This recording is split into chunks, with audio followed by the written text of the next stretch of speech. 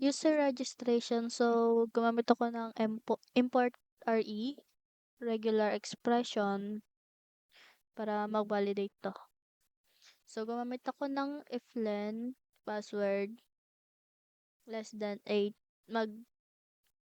magpo-false siya. So, magre-return ng password mas at least 8 character long.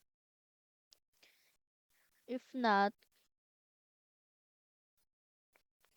search password. So, ito naman, uppercase, lowercase, at least 1 digit, tapos 1 special character.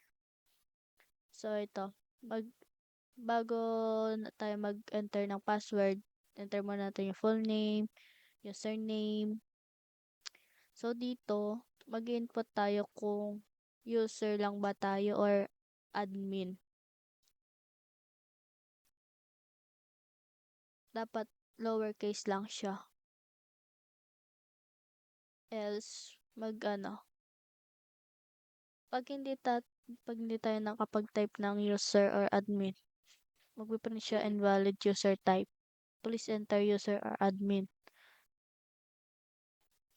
Tapos, sa password, mag-enter tayo na. Enter your password. Habang hindi natin natatama lahat yung nandito, hindi tayo matatapos kaka-enter ng password natin hanggang sa magtama siya. And then, pag natama mo lahat ng requirements na kinakailangan dito, i-retype natin yung password para sa confirmation.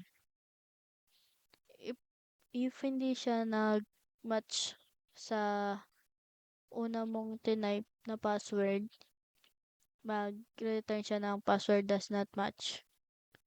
Enter your password.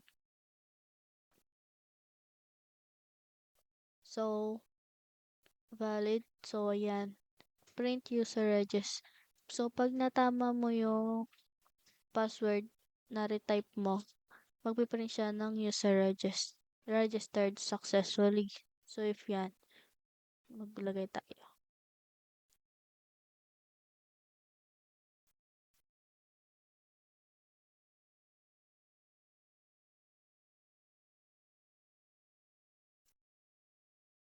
So, magiging admin ako. Password. So, kunwari, wala tayong uppercase. Yan. Kailangan muna natin at least 8 characters.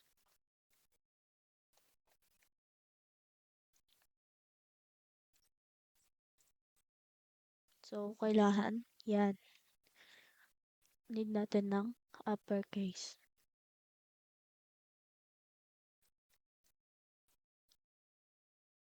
So, maglalagay tayo ng digit.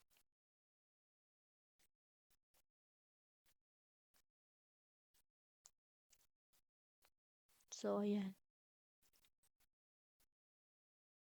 Wait lang, mali.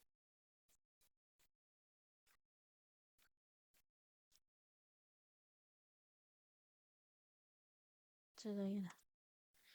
Yan. So, i-retype natin yung password natin para makapag-successfully registered na tayo.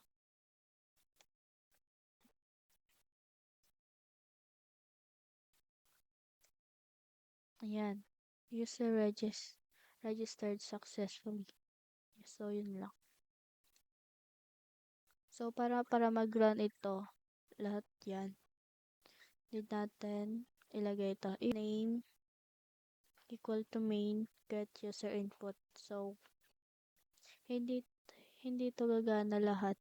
Hindi to gagana tong code na to if hindi tayo maglalagay ng ganyan. Thank